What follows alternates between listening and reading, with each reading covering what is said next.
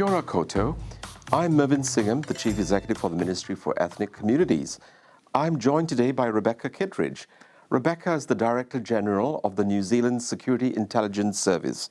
I know many of you have got questions about exactly what does the NZSIS do. I'll be posing some of those questions to Rebecca today. Rebecca, can I pick up on something you said before about online expressions of hatred and so on? And you said there's a threshold after which it can actually become dangerous. Yes.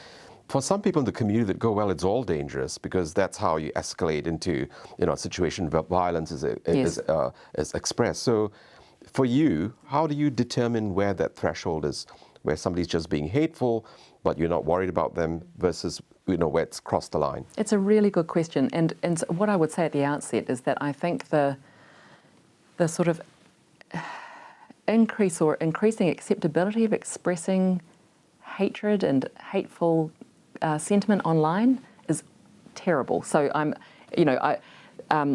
I just want to be really clear that I can see that it is a huge problem, particularly for ethnic communities, if it's racist or expressing hatred towards particular faiths. That all of that is an issue that we as a country need to address.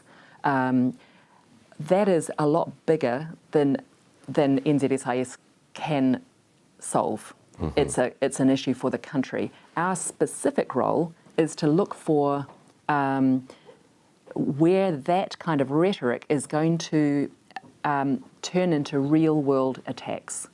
So we have a very specific role to play in relation to that kind of violent extremism. Mm-hmm. It's when it gets to the violent point. Now, as you say, it is not easy to determine who is, especially when there are people who are expressing, maybe talking about conducting an attack, but they've got no intention of actually doing it. Mm-hmm. It's our job to work out who the real people are and who aren't, which is why, as I say, other people can really help us by helping us to understand, is that person really serious or not? Are they just a person who likes to talk? They're big noting, they think it's impressing people in some way. And actually we have been very successful in the past in identifying who the really serious people are, and we have disrupted those kinds of attack planning very successfully in the past. So I know it's possible. What I'm saying is we want to harness, we really need the help of the community to do that. To get it right.